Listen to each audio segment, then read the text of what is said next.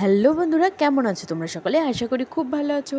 আর আমরা তো খুবই ভালো আছি। তো চলো এখন আমরা রেডি হয়ে কোথায় যাচ্ছি তোমরা দেখে নাও। তো চলো দেখো, আমরা বেরিয়ে পড়লাম। তো এদিকে বৃষ্টি হচ্ছে, বৃষ্টির মধ্যে কোথায় আমরা সবাই মিলে বেরিয়ে পড়লাম। তো দেখো একদম ফাইনালি আমরা রেডি। তো দেখো গোপাল না এটা কি বলছে গোপাল? গোপাল কোথার থেকে আসলো? হালকা বৃষ্টি পড়ছে, বেশি একটা পড়ছে না, তবুও ছাতাটা মাথায় দিলাম তো এদের জন্য। আর আমরা ফাইনালি বেরিয়ে পড়লাম। তো সেরকম বৃষ্টি এখন হচ্ছে না, কোনো রকম হচ্ছে, শুধু ওর জন্যই আর কি, পালকের জন্য ছাতাটা নেওয়া আর কি। না হলে যেরকম বৃষ্টি হচ্ছে আমরা দুইজনা থাকলে তো ছাতাটা নিতাম না। তো চলো কোথায় যাচ্ছি। আর আমরা এখন এই দেখো আমরা এসে এখন বৃষ্টির মধ্যে বসে আছি আমাদের এই স্কুলের এই পাশে। তো টোটোর জন্য বসে আছি, তো আসবে টোটো অটো যাই পাই তাতেই যাব। তো দুইটা মিলে বসে আছি, এদিকে বৃষ্টি হচ্ছে, এখনো দেখো বৃষ্টি পড়ছে। আর এই দেখো একটা অটো আসছে, তো ওটা ফাঁকা থাকলে আমরা ওটাতেই যাব। তো চলেও এসেছে। এই পিছনে দিদির কাছে থাকো।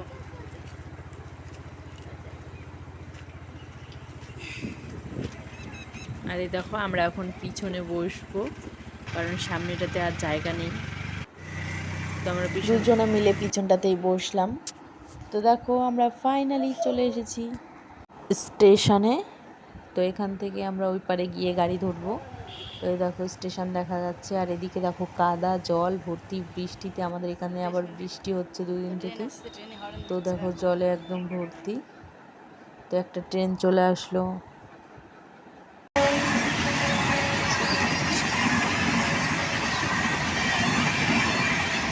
আর আমরা এদিকে ট্রেনের জন্য দাঁড়িয়েছিলাম। তো আমরা এখন যাব, ট্রেনটা চলে গেল, তো স্টেশনের ওই পারে যাব।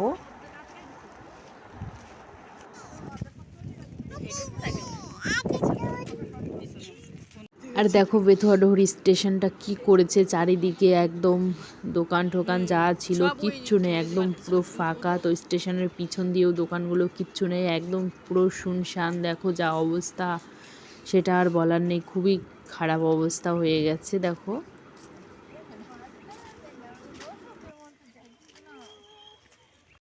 আর এদিকটাতে দেখো, এদিকটাতেও পুরো একই রকম সব অবস্থা, কোনো দোকান টোকান কিচ্ছু নেই, যা ছিল সব একদম ফাঁকা। তো মানে কয়দিন পরে আসলাম, বেশি দিন হয়নি, এই কয়দিন পর, মানে 1 মাসও হয়নি এখনও।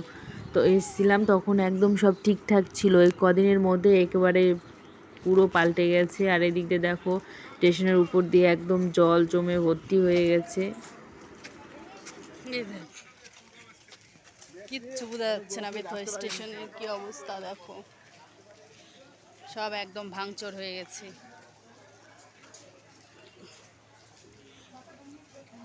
গর্তে পড়ে যাও না।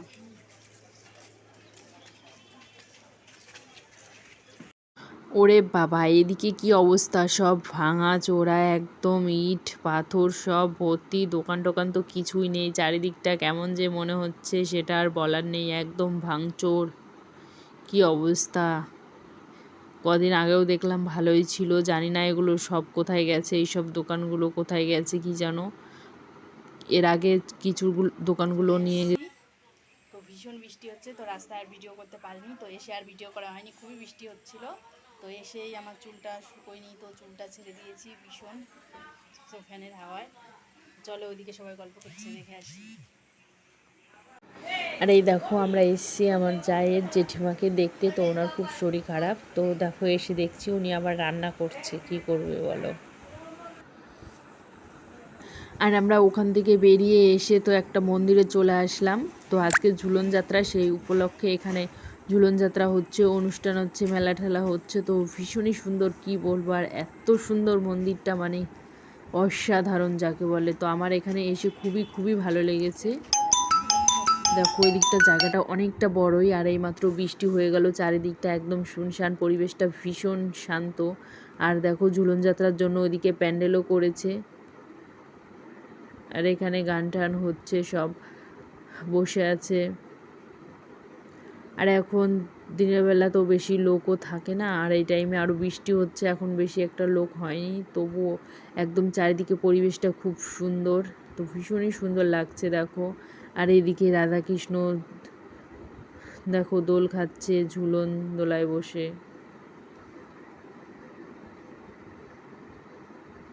আর দেখো ভীষণই সুন্দর লাগছে, ভীষণ মানে কি বলবো, আর তো সামনাসামনি দেখলে তোমরা বুঝতে পারতে, তো ভিডিওতে দেখে তো আর অত সব কিছু বোঝা যায় না, তো খুবই সুন্দর লাগছে। তো সৌভাগ্য আমার যে মানে আমি আগে কখনো দেখিনি, তবুও আমার ঝুলন দেখার সৌভাগ্য হলো এত।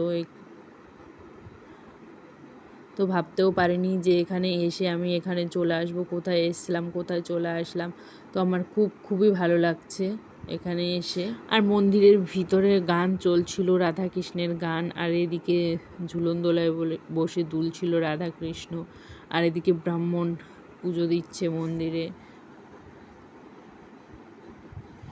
তো এখানে সবসময়ই থাকে পুজো দেওয়ার লোক, সবসময় ওরা এখানেই থাকে, গান বাজনা করে।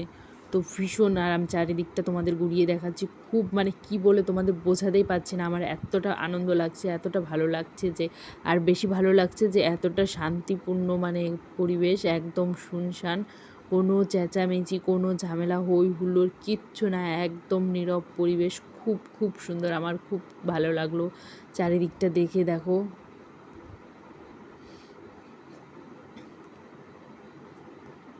আর দেখো ভিতরটা তোমাদের চারিদিকটা ঘুরিয়ে দেখাচ্ছি, দেখো কত রকমের কত কিছু, আমার তো খুবই ভালো লাগছে এখানে এসে। আর এত অপূর্ব দৃশ্য আমি আগে কখনো দেখিনি, এখানে না আসলে জানতামই না যে এত সুন্দর জায়গা, এত সুন্দর দৃশ্য, তো আমার খুবই ভালো লাগলো।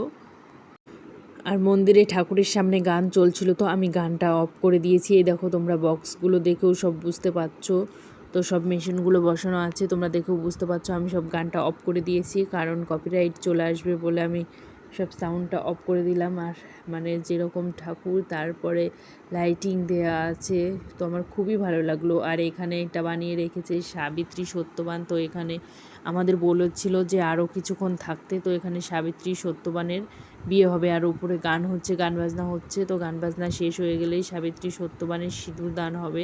তোমরা দেখে যেও। তো আমরা লেট করলাম না, যে লেট করলে আমাদের আবার এদিকে বৃষ্টি চলে আসবে, তারপরে আর আমরা কিছু করতেও পারবো না, হাঁটতেও পারবো না, না কিছু কেনাকাটা করতে পারবো, এই কারণে আমরা তাড়াতাড়ি করে বেরিয়ে আসলাম। তো বাইরের দিকটাও এতটা সুন্দর, মানে বাইরে বেরোচ্ছি তাও মনে হচ্ছে না যে বাইরে বেরো, মানে এতটা ভালো লাগলো, আমার কোথাও গিয়ে এতটা ভালো লাগে না, তো এখানে এসে আমার খুবই ভালো লাগলো, মন থেকে বলছি তোমাদের, খুব সুন্দর জায়গা।